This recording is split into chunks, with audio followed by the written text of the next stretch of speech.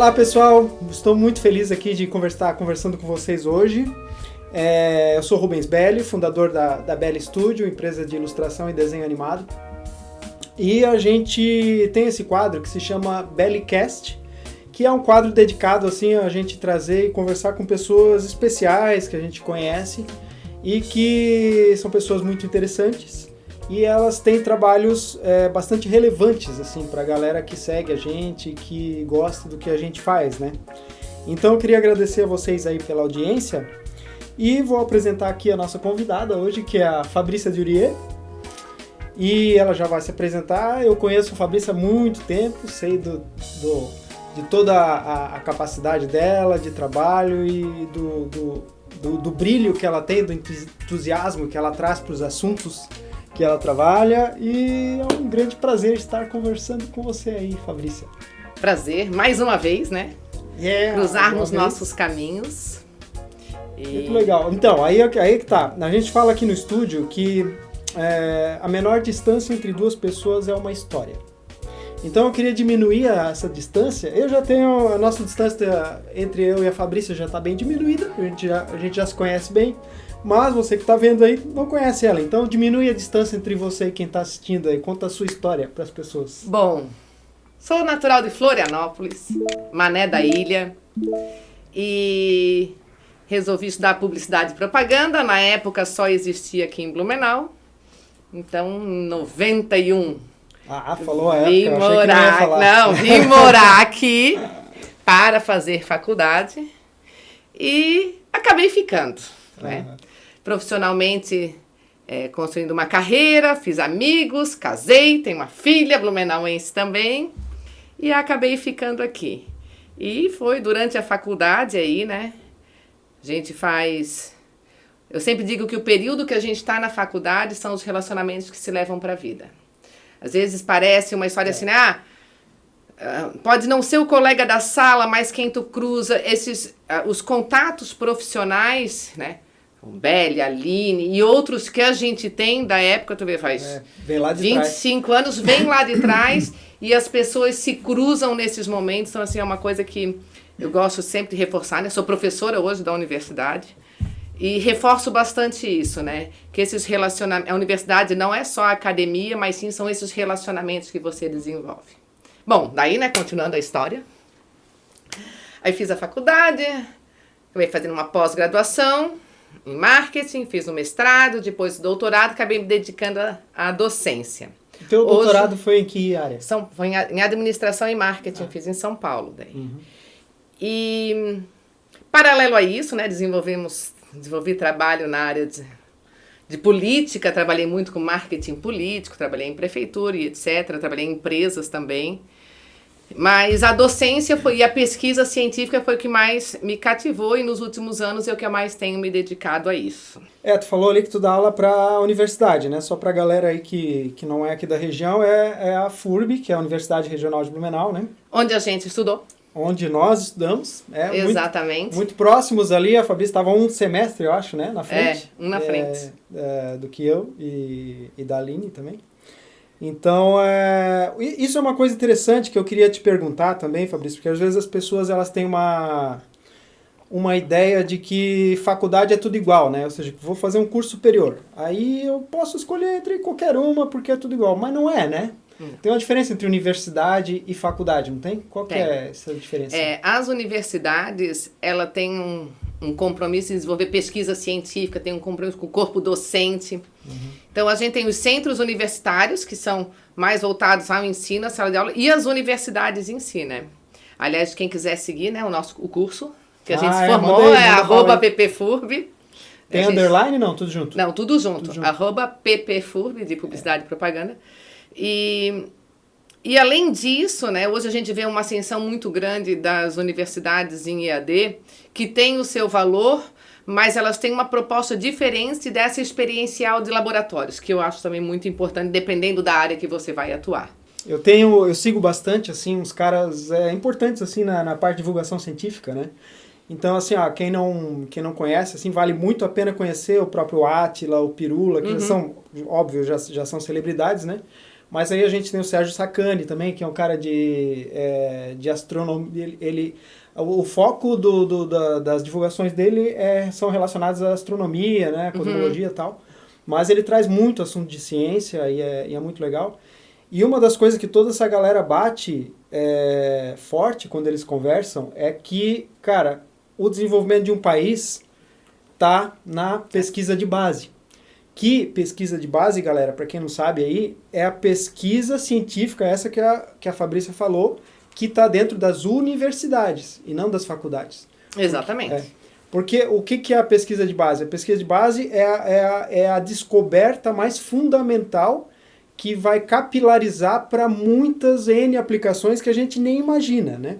Nem imagina que elas podem capilarizar. Essa troca da ciência, né? Inclusive, hoje está tendo muita valorização do impacto social da pesquisa científica, principalmente nessas iniciações científicas, junto com a comunidade que a universidade está inserida. Então, assim, isso consegue fazer bastantes experimentos e avançar bastante nisso. Um outro nome que eu lembrei aqui é o Miguel Nicoleles também, que ele é um neurocientista, né, renomado internacionalmente, professor de uma universidade americana, acho que é Duke. E é um cara envolvido com o nosso tema hoje, que eu acho que eu não falei aqui, e eu vou falar agora então, que é IA na educação, que é um tema aí que a Fabrícia até tem um envolvimento. E ele mesmo, o Miguel, fala sobre essa importância da pesquisa de base, né, e como lá fora, nas universidades, principalmente americanas, ele estudou nas universidades americanas, né, isso é levado muito a sério, e ele brinca que ele perguntou o segredo, quando ele chegou lá em 90 e poucos nos Estados Unidos, ele perguntou para o professor dele, né, qual é o segredo dos Estados Unidos com a ciência, né? Porque depois da Segunda Guerra Mundial, a galera toda talvez tenha visto Oppenheimer, né, que foi... o que ganhou a Segunda Guerra Mundial foi, na verdade, não foram as armas, foi a ciência. Então, o professor de Nicoleles falou assim, é 5%. Ele, como 5%? Não, é investimento de 5% do PIB americano em pesquisa científica, independente do governo que entre. Então, quando você tem isso como uma política de Estado, o país ele se desenvolve. E é o que eu vejo que está acontecendo bastante hoje com a China, né? Principalmente porque a China a gente vê as revistas científicas, os chineses estão dominando a ciência de ponta, tá? Em todas as áreas. A gente às vezes fala assim, não, só num segmento, não, em todas as áreas, humanas, tecnológicas, eles estão produzindo muita coisa de ponta.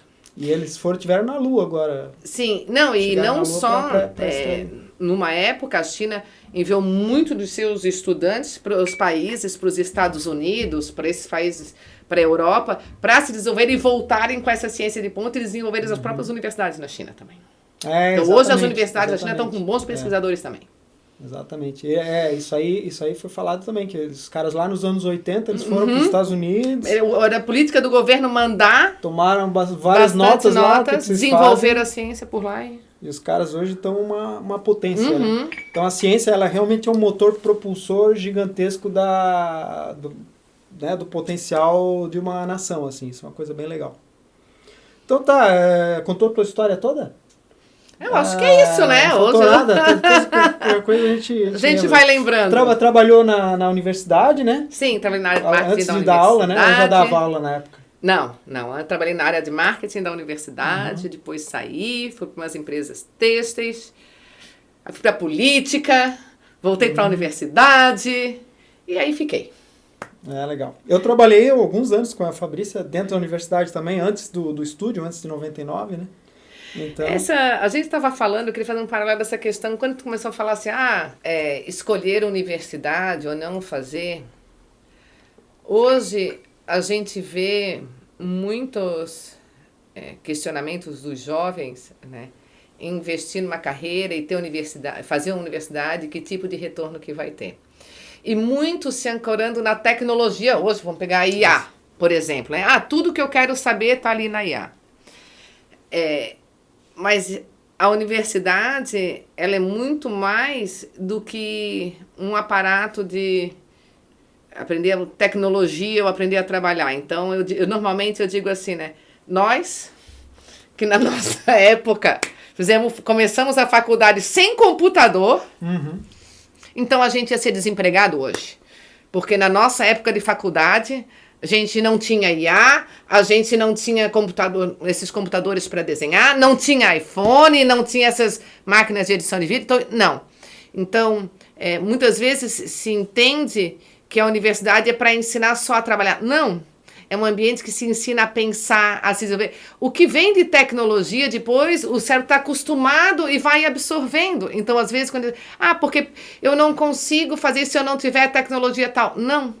É a preparação do cérebro, das competências que se tem para absorver tudo isso. Então, às vezes, quando eu tenho uns alunos, né, que dizem assim, porque se a gente tivesse isso, ia ser muito melhor. Não é isso que vai fazer alguém melhor ou não. Claro, depois que você desenvolve, tu tem boas ferramentas.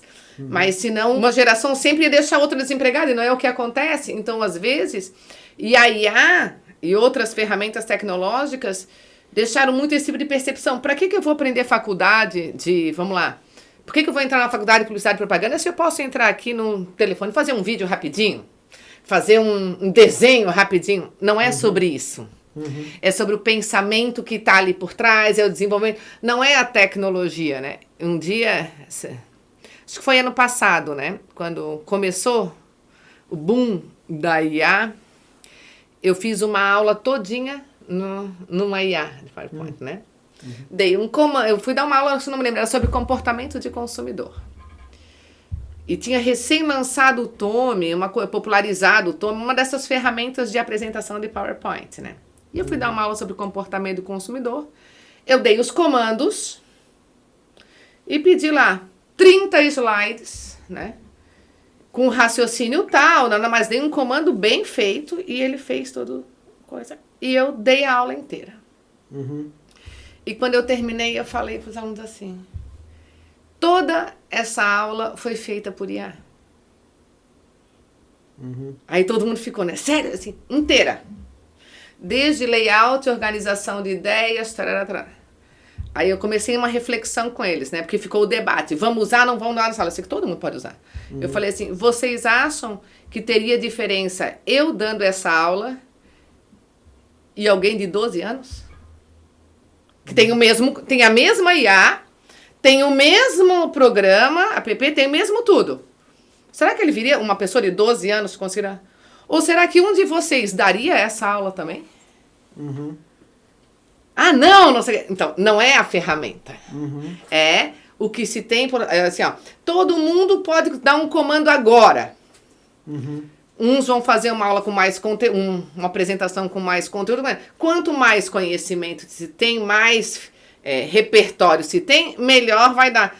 Então, com aquilo, naquele dia eu acabei com o tipo da pergunta, posso usar a IA? Pode. Pode tudo. Porque se você não tem a base, o importante é assim, né? Até que ponto o professor tem que saber administrar isso, né? Exato.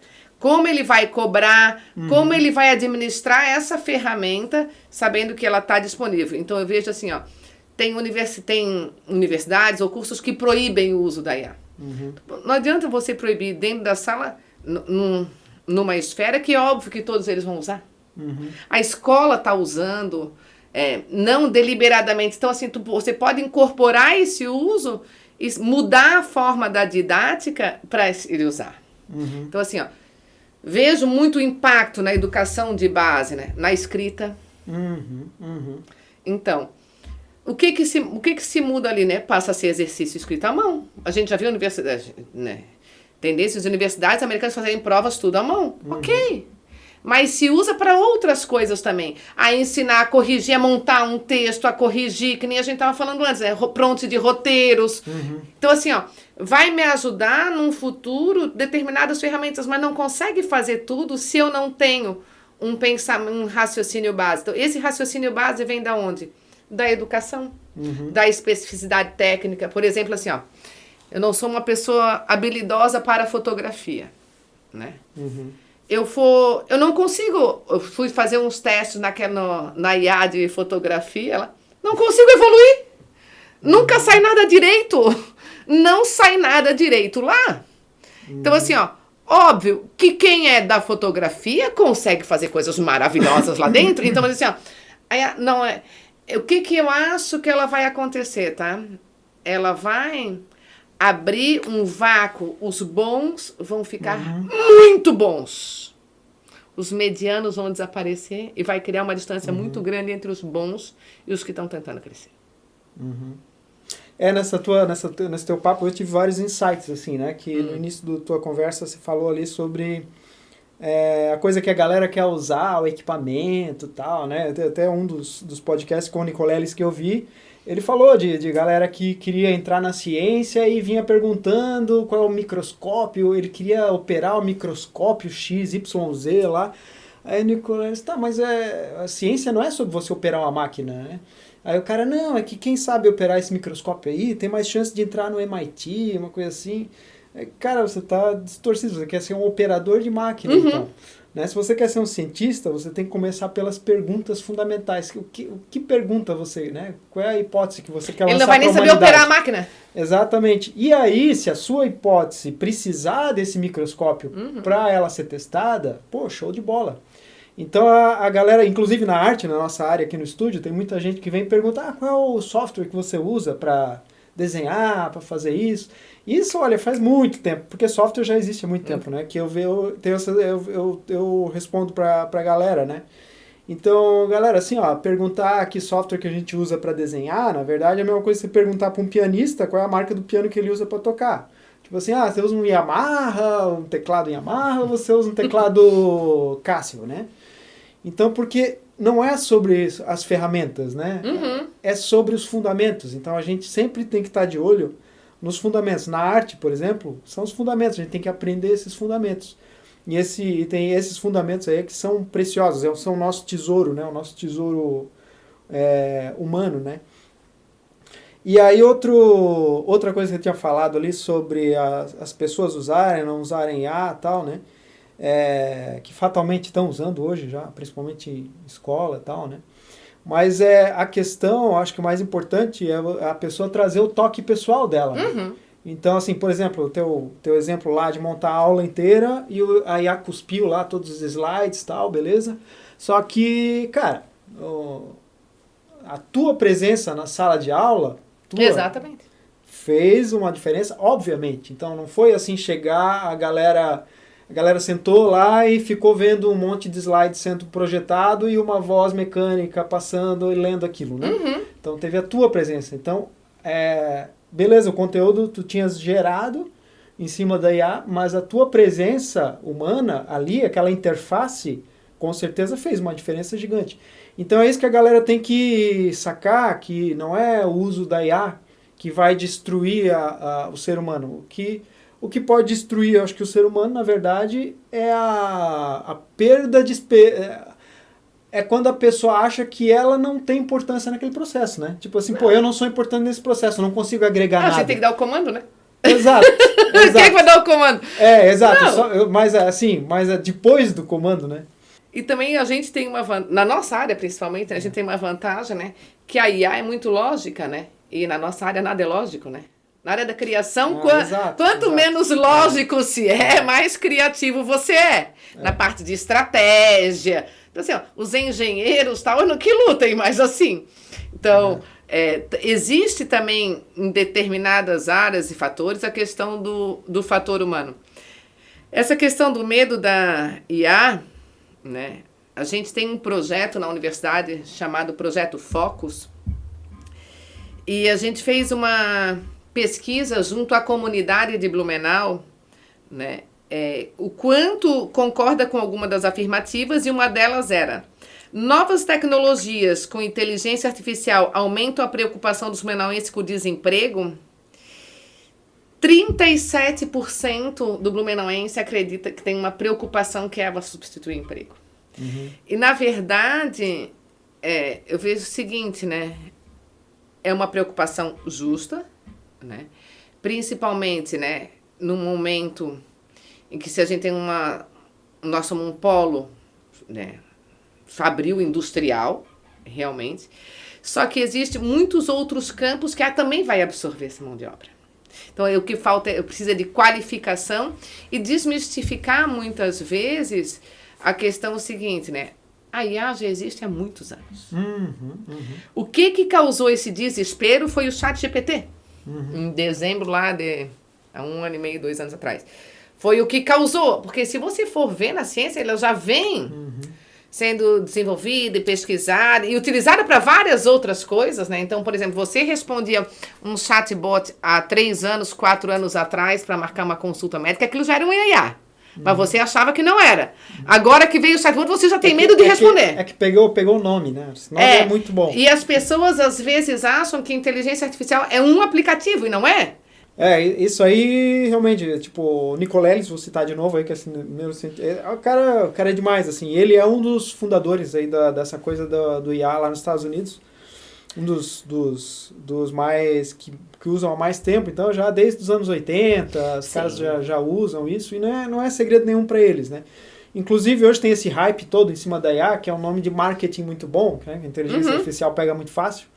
E aí a galera fica achando que a inteligência artificial é algo que pode tomar consciência. O robô que vai sair, vai botar um chip na cabeça das pessoas. Aí, sei lá, o Elon Musk andou falando aí que vamos colocar chip na cabeça para controlar não sei o que e tal.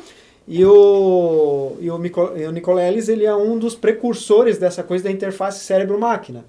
E uma das coisas que ele fala é que o cérebro humano, galera, e a computação nunca, jamais vão conseguir conversar, porque a computação, ela é uma máquina de Turing, o computador, ela é binária, ela só entende 0 e 1 e dígitos. E o cérebro humano é um organismo analógico. Então, o que acontece? São dois, não é um sistema operacional, né? Mas se a gente fosse usar a analogia do sistema operacional, são dois sistemas operacionais assim nem diferentes, porque eles não rodam na mesma máquina. Não é que nem OS da Apple e o Windows. Ele é o OS da Apple e uma coisa estranha que está em outra galáxia que ninguém sabe o que é ainda. Então o nosso cérebro orgânico ele funciona através de impulsos elétricos tal, e não tem essa possibilidade de você fazer download de você para uma máquina e ela conseguir fazer essa interação, e nem o contrário, nem você aprender karatê que nem no Neo do Matrix, né? O cara aprender karatê fazendo download de como é que se joga karatê. Essa interface não vai acontecer. Então a inteligência artificial que ele falou, que eles usam desde os anos 80, justamente para ajudar no processamento da interface cérebro-máquina, que no caso dele, ele já tem altos projetos aí muito legais, que são que já trazem avanços na medicina, onde a pessoa consegue fazer a captação dos sinais elétricos do cérebro e sem ser invasivo, ou seja, a pessoa só com uma touca de receptores na cabeça, ela consegue já controlar equipamentos fora. Então, assim, sinais elétricos são possíveis, né? Mas são coisas muito específicas, porque todas as máquinas são burras, inclusive as IAs. A gente estava falando, né? O Yuval Harari já falava nisso, já quando ele escreveu Sapiens, Homo Deus, etc., há anos atrás, com as pesquisas de Israel, já falava dessa questão, né? E ele falou bastante no Watson, aquele computador que ele centralizava todos os exames de câncer, uma coisa assim. Então, assusta quando a gente vê a mídia tratando nisso, né? Mas aí a gente acaba tendo que desmistificar um pouco. Mas é difícil, porque hoje a gente está vendo em escala, assim, grande, e a IA, ela vem massivamente agora, né? Por exemplo, vamos presenciar a era da deepfake nas eleições. Isso, aí tem um lado obscuro. Esse é o lado obscuro. Então, a gente falou na educação, pode ajudar. E até falei, né, a Unesco recomenda que as instituições educacionais façam seus códigos de ética nas próprias instituições, tal, mas tem o lado obscuro. Então, assim, por exemplo, hoje a gente viu o que aconteceu na Argentina, nas eleições do Milei, etc., né? Vozes, áudios perfeitos. Isso hoje se faz com aplicativos gratuitos, vídeos, etc. E que a população... O que se ficou muito assustado... roubar a voz de uma pessoa, né? Roubar a voz.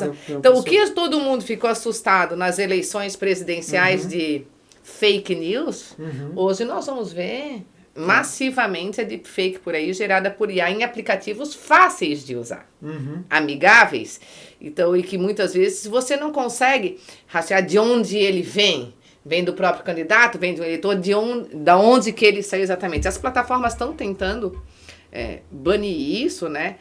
E até mesmo as plataformas, às vezes, não conseguem reconhecer. Até semana passada, a gente fez uma peça, por exemplo, para o Instagram e subiu aquela peça e o Instagram reconheceu como sendo feito por IA e não foi. Olha só. Então, assim, ó, já está avançando ó, as próprias plataformas, né, já estão com regras em relação a deepfake, etc., nas eleições, mas é um mundo paralelo. Né? Então, eu acho que a gente vai ver justamente o lado obscuro daí. A gente tem visto, né, já em alguns casos, não muitos, assim, né, assalto, sequestro, usando vídeos e etc. Tal, tudo que a gente via antes que era mais rudimentar, as coisas começam a vir mais profissionalizadas também, porque elas ficam mais fáceis. Antigamente, para conseguir fazer alguma coisa dessa, eu tinha que entender de programação, de código, de Python. Hoje em dia, não. Hoje em dia é uma plataforma completa. As IAs estão completamente amigáveis, que você consegue fazer qualquer coisa. Então, isso é bem difícil. E a gente vê essa experimentação na própria universidade, né? Eu já vi... nessa experimentação, alunos trouxeram coisas que era a minha voz falando coisas que eu não falei. Caramba! Então, tipo assim, ó, gente, você não me lembra, assim, tá todo mundo aprovado com nota 10 e tal. Aí eu ficava escutando aquilo assim, eu não falei isso. Eu não falei isso. E perfeito, perfeito, assim, ó. Então, nós que trabalhamos com isso, às vezes não conseguimos identificar humanamente. Claro, existe tecnologia que identifica. Tecnologia identifica um texto feito por IA, tecnologia identifica vídeos feitos por IA e etc. Agora, a gente que trabalha com isso, escutando, não consegue... Imagina quem recebe e repassa. Então, é uma coisa assim, ó, bem assustadora, que nós vamos pegar uma eleição aí para ver, né? Não só aqui, como nos Estados Unidos também, né? Tem uma galera falando que isso aí vai ser meio que o começo da morte da internet. Porque o que acontece? Quando um meio ele se torna tão indigno de confiança, tipo assim, né? Você não pode mais confiar na foto que você vê, no texto que você lê. Você acaba abandonando aquilo, né? E dizem que é o início da morte da internet, isso aí. E parece que hoje tem pesquisas aí que, sei lá, 60% da informação da internet, toda a informação da internet já é gerada por bots, né, por máquinas. Então, a morte da internet tem a ver com uma internet que está trafegando só com máquinas. Inclusive com influenciadores virtuais, né, também. Eu estava falando da criação dos influenciadores que não existem, né? Mas eu acho que é a internet como a gente conhece hoje. Eu acho que vão ter pequenos nichos. A gente vai... O que de um momento amplificou, eu acho que ela vai voltar a ter pequenos nichos. Não vai importar mais ter 10 mil amigos, seguidores. Você vai voltar para aquele nicho pequeno num ambiente virtual que a gente também não sabe. Como vai se configurar, né? Mas vai se configurar. Dentro da humanidade da coisa. Estaremos aí para estudar, né? Quem sabe daqui a uns anos vem conversar de novo sobre isso. Sim. Uns anos ou uns meses, né? Porque o jeito que a coisa anda rápido. Exatamente. Né? Então, assim, ó, Fabrícia, como é que vocês usam lá... Qual é o teu trabalho hoje, assim, com a IA na educação, assim, na prática? O que você está desenvolvendo? Bom, a gente usa bastante, né? Existem bastante ferramenta para buscar artigos científicos. Então, por exemplo, assim, ó, eu quero saber o que a ciência está estudando sobre desenho animado. Eu consigo, o que antes eu fazia no braço procurando palavras-chave e tal, hoje eu consigo botar um problema de pesquisa e ela consegue buscar. E como elas são ferramentas muito amigáveis, eu também consigo botar assim, qual é o objetivo de cada estudo, comparar um com o outro. Então, hoje, aquele levantamento bibliográfico de entender como está evoluindo algum estudo, alguma coisa que demorava meses, hoje, em minutos, a IA consegue fazer isso. Então, assim, tá acabando com a ciência. Não, ela está otimizando o tempo do pesquisador. Porque antes você ficava 6 meses lendo o que tinha para chegar num momento, para ter um problema de pesquisa atual, para ir a campo. Hoje eu consigo fazer esse levantamento pela inteligência artificial e ir a campo, ter mais tempo para campo. Só que também não substitui, porque eu tenho que entender das palavras-chave, eu tenho que saber interpretar o que está ali. Então, vai muito também do background do pesquisador. Então, para a pesquisa científica, tem vários aplicativos de IA, tem para a parte de estatística também, que é o Jamov, que a gente tem usado bastante. Então, tem vários, para diferentes etapas da pesquisa científica, tem aplicativos para isso, né? E a gente tem usado na educação, em sala de aula, a gente usa bastante assim, para organização de ideias, revisão de texto, a gente usa bastante, porque em alguns momentos, tipo da universidade, quando a gente está fazendo, desenvolvendo estratégia e tal, importa o conteúdo.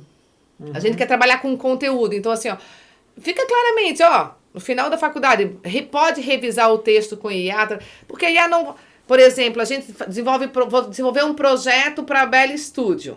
Né? A Bell Studio é uma empresa de design, Blumenau, A IA não vai conseguir fazer um planejamento de campanha inteiro para a Bell Studio se eu não coloco as informações ali dentro, se ela é da própria cidade. Então, assim, essa interação, ela é permitida. Só que, em alguns momentos que a gente necessita desenvolvimento de raciocínio, texto e etc., de alguma outra esfera, aí a gente desenvolve leitura e exercícios escritos à mão. Voltamos no tempo. Sim. Porque isso é importante. Então, eu acho que cabe ao professor, às vezes, delimitar o que ele vai precisar mais ou menos e fazer esse equilíbrio como a gente já tem feito dentro da própria universidade lá, né? Algumas disciplinas usam mais, outras menos, outras não usam IA. Isso tem sido equilibrado. Não é que não pode. Pode, mas o tipo de exercício você não consegue. Então, por exemplo, tem vezes que eu vou fazer um tipo de exercício, a gente entrega 2 artigos científicos, na aula seguinte, uma folha escreve. Pode usar IA? Pode usar para resumir. Se você quiser usar IA em casa para resumir, para não sei, como forma de leitura e etc., pode. Mas tem que estar preparado para o tipo de pergunta como uma prova normal, entendeu? Ele vai te ajudar a tirar suas dúvidas. Isso é legal, vai ser tipo um suporte para você no teu estudo individual. Mas no dia seguinte você vai lá e vai escrever na mão que você entendeu, interpretou a estrutura de texto normal e etc. Então também cabe ao professor conseguir desenvolver estratégias que consiga explorar o aprendizado do aluno em relação a isso. E não adianta eu achar que fazendo provas ou exercícios como antigamente e dizendo ninguém vai usar, claro que vai usar. Só ninguém vai me contar, né? Entendeu? Então, eu acho que tem que aliar, tem que ter essa barreira e essa quebra de paradigma. E vejo, principalmente lá no nosso curso, né, essas ferramentas de vídeo sendo utilizadas para limpar fundo, para melhorar a cena. Porque você vai ter que captar a cena. É a cena de um produto, eu estou vendendo essa caneca, eu vou ter que filmar essa caneca, mas a IA pode me ajudar a melhorá-la.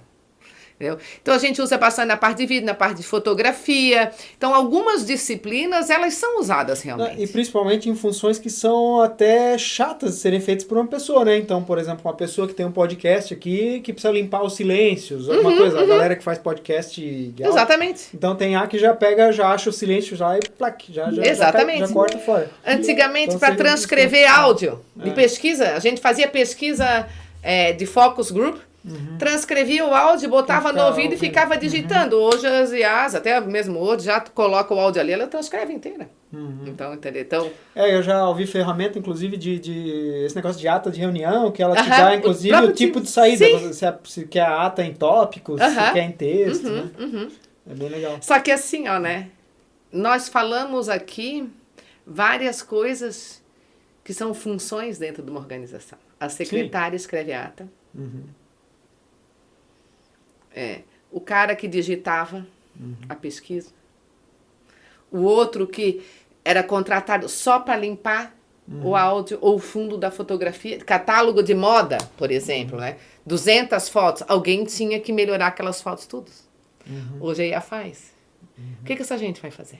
Então, hoje, né, tem, mas as pessoas também têm que estar abertas a usar e saberem usar. Então, acho que a juventude tem que ter a base para usar e quem tem a base tem que incorporar a tecnologia. Exato, exatamente, assim, Porque assim, a IA faz tal, mas sempre vai precisar uma pessoa para operar, entre aspas, a IA, né? Eu já tentei usar a IA algumas vezes, eu acho tudo muito... Cara, eu acho muito chato na área de arte, porque, cara, construir prompt é um negócio muito chato. Prompt é a relação de palavras que você coloca na IA para você ter algum resultado de volta, né? Então eu acho muito chato. Sempre vai ter. E assim, as pessoas que fazem esses trabalhos mais mecânicos, pelo menos na área de arte, normalmente o que a gente vê é que as pessoas não querem estar só no trabalho mecânico também. Elas têm um interesse assim, em editar um vídeo e tal. Então elas fazem aquela parte de limpar porque é uma coisa que... Tem que fazer. Tipo assim, a gente tem que fazer a faxina, né? Tem que fazer a faxina em casa. Mas não é aquele negócio que é legal. A gente gosta de usar a nossa casa para... né? Mas é que tem que fazer, né? Então a galera realmente tem que... Tudo que é função... Eu acho que essa é uma das grandes vantagens ou benefícios da IA, que eu ouvi inclusive numa palestra, num evento fora que a gente teve o ano passado, que a pessoa falou assim, imagine se você tivesse 10 assistentes, o que você poderia fazer? Então assim, você vai ter coisas que você não vai mais precisar fazer. Que você passa por uma ferramenta e aquela ferramenta vai fazer rapidinho e tal, né? Mas assim... Então, assim, vai te sobrar tempo para estar criando, eu tenho 10 assistentes. Por exemplo, eu não sou da área de ilustração, né? Me dá 10 ilustradores, eu não sei o que mandar para eles fazerem. Exato. Então, eu tava falando... Aí tem as áreas, né? Então eu tava falando assim, ó. Ai, que saco fazer pronto. Eu adoro fazer pronto. Meus prontos têm... 30 linhas, 40 linhas. E eu fico mudando aquele pronto, assim, ó, até ele ficar perfeito. Em todas as ferramentas que eu uso, assim, o meu maior desafio é acertar um prompt, né? E tanto que os alunos dizem assim, né? A IA tem seus preferidos, né? Porque eu digo, faz aí, eu vou fazer aqui. Aí quando eu faço, o meu sai melhor. Eu digo, Então, assim, eu acabo mostrando isso. Assim, eu vou fazer um prompt aqui, ó. Todo mundo usa IA. Mas em que área que tu faz o prompt, assim, geralmente? Análise de cenário, às vezes eu coloco as informações de pesquisa e peço para analisar. Só que, claro, como eu estou acostumada a fazer, eu já pego o que eu quero cruzar com o que é importante para aquilo ou não, e eu vou direcionando aquilo, né? Só um disclaimer, o cenário aqui é cenário da área de pesquisa, não é cenário de animação. Cenário econômico, né? Cenário ambiental de marketing. O aluno pega o documento, sobe e pede para resumir. Eu não. Eu já... Tá. Por quê? Porque eu já tenho a experiência anterior. Aí eu digo, como é que ficou de vocês? O meu ficou assim. E tem que dar uma conferidinha também, né? Não, tem. Ele assim, ó, eu posso subir os dados, mesmo assim eu tenho que conferir. Então eu tava falando assim, ó, né? Então eu sou uma entusiasta, né? Agora, eu se uso muito de texto, de pesquisa científica, adoro todas as que saem, fico testando, vejo se entra em plataforma paga, se não entra, etc. Então, por exemplo, já entrei na de fotografia, falei anteriormente, não consigo fazer nada. E tento. De fotografia, já tentei essas de decoração, sabe? Sobe uma foto da sua sala para mudar. Não consigo. Não consigo usar. Então, assim, ó, por quê? Porque não entendo de decoração. Não entendo os termos que estão lá. Exatamente. Não entendo os termos. Então, assim, ó, é uma ilusão achar que não estudar... E conseguir usar IA para todas as áreas não vai. Você precisa do conhecimento técnico daquela área para aplicar IA. Então, na escola está tendo muito isso. Eu consigo fazer tudo com IA? Sim, com o ChatGPT. Só. Não, e mesmo assim, o que acontece é que tem já vou falar de um caso aqui que eu vi nessa apresentação aí, que foi no Rio de Janeiro, no ano passado, que vem os caras de fora muito cotados aí em IA, sobre as falhas do ChatGPT. Assim. Um caso é próximo nosso aqui, que a gente tem um filho que tá na faculdade e tal, e aí teve um amigo dele, não foi ele, ainda bem, mas assim, um amigo dele tinha um trabalho de faculdade e tal, pra fazer, e tal, ChatGPT lá, né, nele, né, só que a área era direito, e o cara pegou, copiou e colou, e na hora de apresentar, assim, o ChatGPT trouxe um artigo errado. Aí ele inventa lei, inventa artigo científico, inventa tudo. Exatamente. Então, o ChatGPT não te diz assim, ó, eu não sei. Ele vai te dizer de uma forma muito convincente que aquele negócio é aquilo, né? Então, por isso que é a importância da revisão. Tu já perguntasse quem é Rubens Belli pro chat GPT? Isso. Esse é outro exemplo. Ele já me respondeu que eram milhões de pessoas, assim. Ele não diz eu não conheço, ele diz Fabrícia, aí inventa tudo quem é você. Esse exemplo, porque eu fui no painel, o Rio to See, que é um evento lá no Rio de Janeiro, né, sobre economia criativa e tal, e teve uns painéis sobre inteligência artificial. E teve esse cara do fundador do departamento só que ele é um veterano, assim, famosinho e tal, da Universidade de Israel, específico de inteligência artificial. E ele fez essa pergunta pro ChatGPT, quem é o nome dele, que agora me foge, mas quem é blá blá blá. Aí o ChatGPT jogou lá o nome, né? Aí ele escreveu de volta, wrong, né? Errado. Aí o ChatGPT, desculpe, não sei o que, deu aquela enroladinha e tal, e jogou outro nome, né? Não, quem foi o fundador, porque ele foi o fundador do departamento. O fundador do departamento é tal pessoa. Aí ele, wrong. Aí 5 vezes errou, e ele acertou na 6ª vez o nome do cara. E aí ele disse, se eu voltar aqui depois, daqui a algumas horas, você vai me retornar a resposta certa? Aí o ChatGPT disse, eu não posso lhe garantir porque eu não guardo informações de usuários únicos, né? Então, na verdade, o que a inteligência artificial funciona é assim, você tem um input, uma entrada, e aí tem uma camada de milhares de camadas de interações e buscas para que ele te dê o output. E ele não vai usar aquela que o cara entrou lá, que o nome dele, fundador, acerta.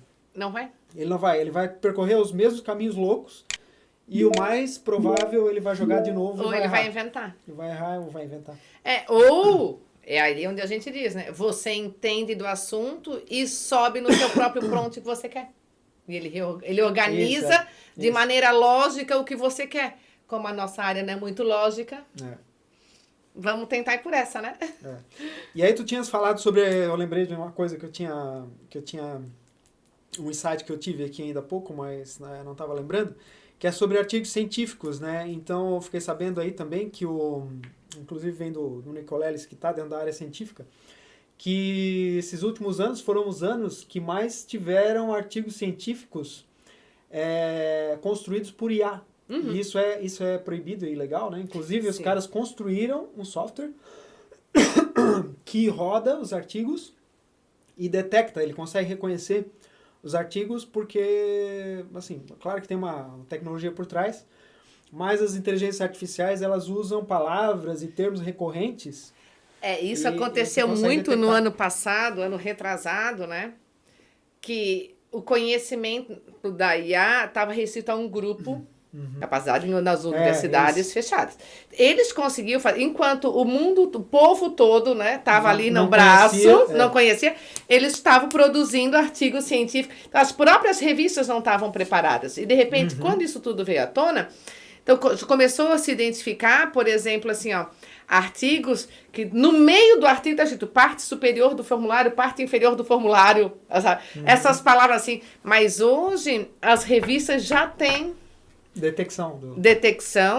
E você tem que declarar se usou e aonde. Então, assim, eu semana passada submeti um artigo para uma revista científica, a gente colocou assim, usamos a IA para buscar artigos científicos, que é o que a gente usa bastante, o Research Rabbit, e para analisar os dados, que é o Jamov. Aí tu diz aonde usou e como usou.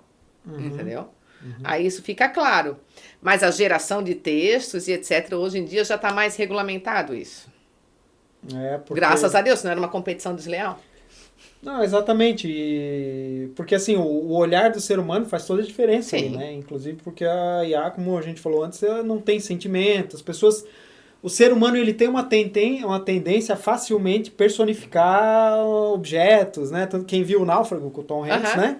Quando ele estava lá sozinho e tal, e tem muita gente que se sente assim, ele pegou aquela bola de vôlei que estava escrito Wilson na frente e ele transformou aquilo num amigo dele. Então imagina as pessoas que têm assim essa baixa interação social, ou tem poucas interações sociais, e tem uma Alexa dentro de casa que conversa, tem um nomezinho, né? E tem uma voz. A Alexa está despontando aí, né? Como um dos canais de compras que vem aí, né? Hoje já tem vários estudos da Alexa como canal de compra, fazendo busca de opções e etc. Como as interações como companhia, amizade e avançando além, né, do que a gente vê hoje como um canal de compra. Exato. Lá então, vamos nós estudar estratégias de vendas via Alexa. Esse é um dos problemas que se vê com a inteligência artificial, das pessoas que têm alta tendência a personificar a máquina, porque a máquina, na verdade, toda máquina ela é burra, ela não tem sentimento nenhum, não existe, né? Por mais que ela fale lá, sinto muito, na verdade, ela não sente, ela foi programada para dizer aquilo. E essa é uma grande preocupação, né? Das pessoas trocarem as suas interações humanas por interações com máquinas que... E aí é onde acontece mais o encasulamento, né? Exatamente. E assim, a máquina ela vai buscar se retroalimentar, inclusive os algoritmos de rede social hoje também fazem dessa forma. Elas vão buscar as informações que te agradam. Então, o problema é você ter uma máquina que você gosta dela só porque ela está preocupada em te agradar sempre. Fala o que tu quer ouvir. Fala o que quer ouvir, exatamente. E aí é que você entra numa bolha e você acaba perdendo essa diversidade que é tão importante de ideias, né? E é o que a gente vê hoje, né? Que é a grande pauta da saúde mental, né? Polarização. Excesso também. de informação. Nunca se teve tanto acesso à informação rápida em pouco tempo. Então, é uma saturação de informação e aí começa a afetar a saúde mental de todo mundo aí, né? Que é a pauta pública hoje é a saúde mental, né? Então, cuidado com as maquininhas, galera. As maquininhas, elas são... sabe, assistam 2001, vejam o Hall lá, porque... Boa. 2001... Então, as maquininhas, elas são muito boas, mas para finalidades específicas, né? Até a galera fala aí sobre super IA, mas, cara, isso eu acho que não é nem legal. E até ouvi um papo aí sobre o governo americano tá cogitando que uma IA fosse tomar conta da segurança nacional dos Estados Unidos. Acho que foi um dos podcasts que eu ouvi.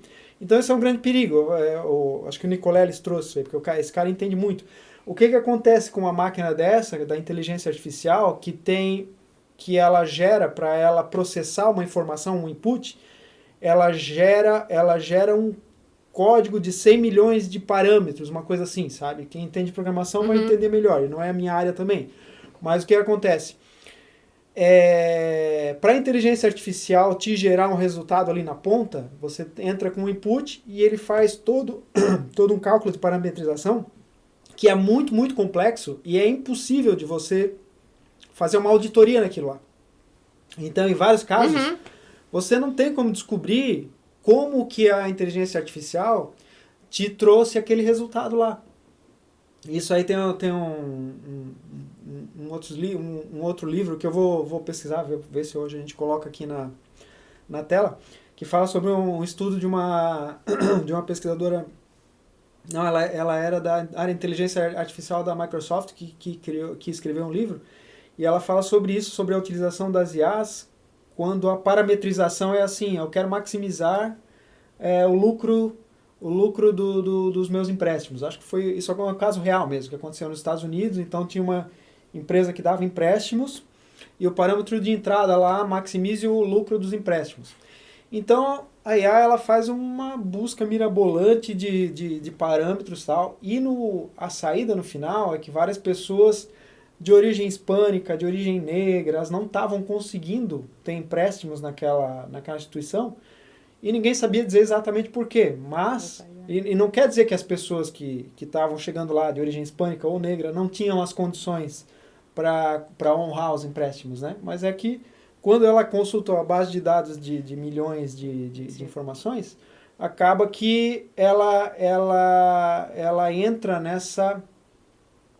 nessa crise ética, né, e moral, que a máquina não tem moral, não tem ética. A máquina ela vai simplesmente te cuspir o resultado que você pediu ali na frente.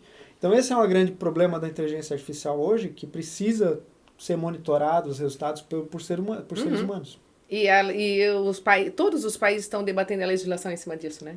E ninguém consegue estabelecer. Quando chega perto, já vem outra, já vem outra, já vem outra. E a história das fake news, né? faz uma legislação, depois vem outras tecnologias, tu não consegue mais pegar. Não, e aí ele fala, então, se você colocar um sistema tão crítico como, sei lá, o sistema de defesa americano, para uma IA cuidar, né, imagina o problema que isso caso dê um bug, ou a IA entenda alguma ação do outro lado da Rússia, lá, sei lá, como sendo uma ação ofensiva, mas que não era. E aí, né, a coisa pode ser catastrófica. Exatamente, as decisões são humanas, né? É isso. Então... Mas legal, acho que a gente cobriu bastante coisa aqui no nosso papo, Meu Deus, né? era para ser uns minutinhos, Eu ficamos quase... Quanto tempo ficamos aqui? Uma hora? Ficou, mas, então, legal. Tá, as principais aplicações tu tinhas falado, né? Que você, né, busca de artigos, então isso é muito legal. Usar como buscador é uma coisa muito legal. Buscador é legal, mas saber onde buscar também. Porque, tipo assim, o chat GPT não busca, vai buscar coisas também inventadas. Então, buscar realmente nos aplicativos com base na ciência, que hoje já são inúmeros também, né? A gente aqui no estúdio usa o GPT, por exemplo, porque a gente tem roteiros. Então, a gente tem roteiros de histórias que a gente precisa animar, fazer as animações e tal. Então a gente já usa o GPT para ele mapear quantos personagens tem ali dentro daquele roteiro, que é algo que a gente já fazia manualmente, mas demorava, né? Então, quantos personagens, quantos props, aí que tá um termo, por exemplo, prop. Prop é um termo bem de cinema, de área de audiovisual, né? Que é objeto de cena. Então, se a gente, ele já reconhece isso, ele já sabe o que é um prop. Provavelmente porque muita gente usa também para essa finalidade. Né? Então, ele mapeia lá quantos props tem.